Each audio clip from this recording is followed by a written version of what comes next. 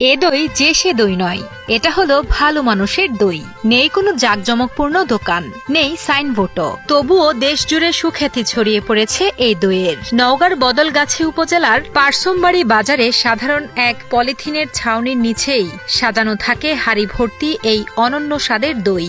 নামেই যেমন আলাদা, স্বাদেও তেমনি ব্যতিক্রম। স্বাদে অনন্য ভালো মানুষের এই দই প্রতিদিন বিক্রি হয় 100 থেকে 150 হাড়ি। কখনো কখনো সামাজিক অনুষ্ঠানে সেই সংখ্যা বেড়ে দাঁড়ায় প্রায় 500 হাড়িতে।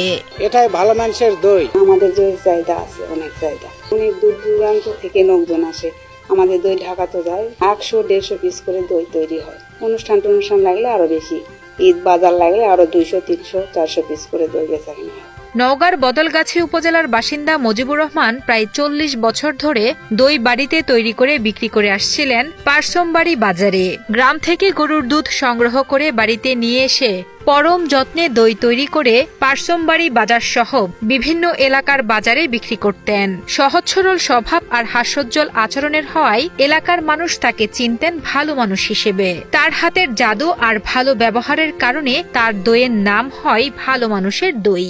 কিন্তু ভাগ্যের নির্মম পরিহাসে গত 8 বছর আগে এক মর্মান্তিক সড়ক দুর্ঘটনায় আহত হয়ে মানসিক ভারসাম্য হারিয়ে ফেলেন ভালো মানুষ হিসেবে পরিচিত মজিবুর রহমান।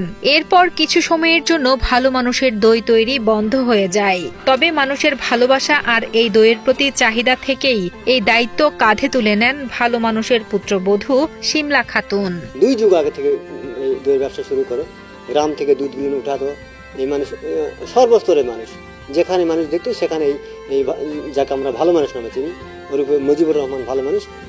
সব লোকের সাথে গল্প করতো, মনের ভাব প্রকাশ করতো। তখন থেকে আস্তে আস্তে মানুষ সবার সাথে মেশার কারণে ভালো মানুষ মুখে মুখে বলতে বলতে ভালো মানুষ নামে পরিচিত।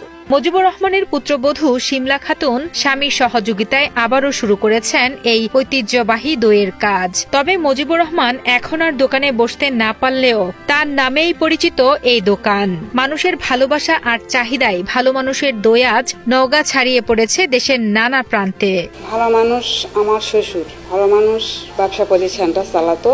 দীর্ঘদিন ধরে অ্যাক্সিডেন্টের পর থেকে সে এখন অসুস্থর কারণে ব্যবসা প্রতিষ্ঠানে আসতে পারে না। এখন এই ব্যবসা প্রতিষ্ঠান মানুষজন দিয়ে আমাকে চালাতে হয়। আমি যখন বাজারে যাই অনেক লোকজন আমাকে বলে ভালো মানুষ বলে ডাকে। আবার আমার দাদুর সম্পর্কে জানতে চাই, তারা দাদুর সম্পর্কে ভালো মন্দ জানে, এগুলো আমার খুব ভালো লাগে। বিয়ে বা যে কোনো সামাজিক অনুষ্ঠানে ভালো মানুষের দইয়ের চাহিদা আকাশ ছোঁয়া। প্রায় 500 হাড়ি পর্যন্ত বিক্রি হয় এই দই।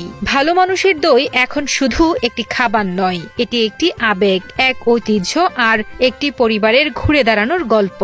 তার নাম আসলে মজিবুর রহমান, তাকে ভালো মানুষ বলা হয়েছে এবং সে একটা ব্যবসা করে, দই ব্যবসায়ী। ভালো আচরণ, ভালো দই বানানো, সবাই ভালো জিনিসটা খায়, এই জন্য ভালো মানুষের দই নামে পরিচিত। অত্র এলাকা এবং দূর দূরান্ত থেকে আসে, এইসব নিয়ে যায়।